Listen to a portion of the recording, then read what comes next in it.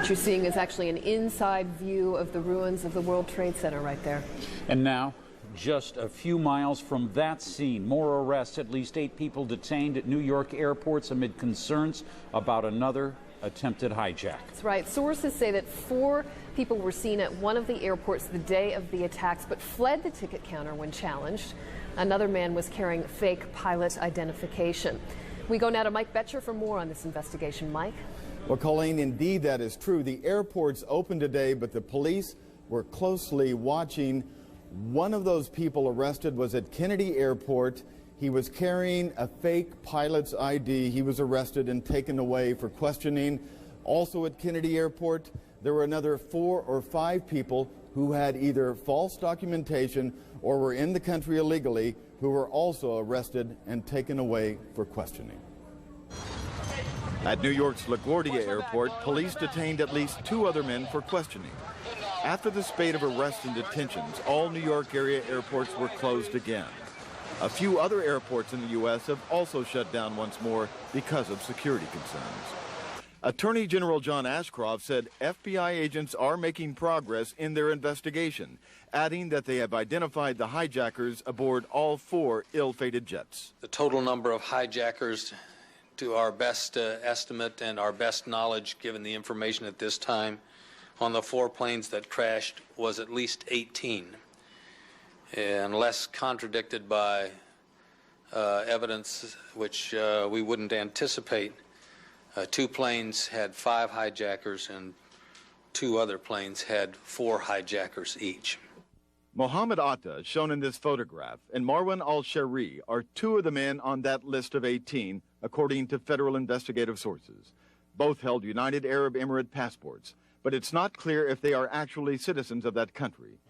The lives the 2 men led are the objects of an intensive international investigation, stretching from Florida to Germany. In Hamburg, Germany, federal police launched an extensive search of an apartment shared by Mohammed Atta and Marwan al-Shari last February. During an additional search of another Hamburg apartment, a woman was taken away for questioning. She clutched a baby in her arms as German police tried to hide her with a sheet. During the night, a total of 8 apartments were searched in the Hamburg area. Back in the U.S. in Pompano Beach, Florida, FBI agents converged on a small rental car company called Warwick's.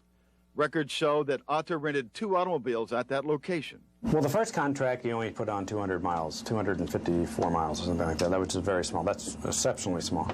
The next contract was the 2-week rental, and he drove 1,915 miles, which he had told me he'd been over on the West Coast. He called me from over on the West Coast.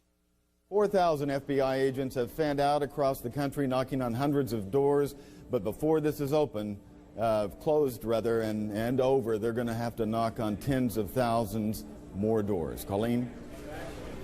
All right, it's Jim Clancy. Mike, I want to just make it very clear here. What has gone on at the airports? Were these people actually trying to board airplanes using pilot's identification? What were they trying to do?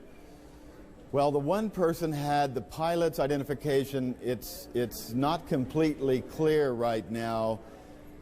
He was in the airport. We're not sure if he was trying to get on the plane. We do know the other 7 people who were arrested for having false documentation, for example, or not being in the country legally. They were trying to get on those aircraft to make flights, and what raised red flags was the fact that they had open-ended tickets, no set return date, and they were challenged. And we're told some of them tried to get away, but all were arrested. And we don't know, however, not all of them tried to get away, but we do not know, however, if they are connected at all with this current terrorist plot being investigated by the Federal Bureau of Investigation. All right, Mike Betcher, thanks to you for bringing us up to date on the investigation. Colleen? All right, Jim, thanks. Well, the rescue and recovery operation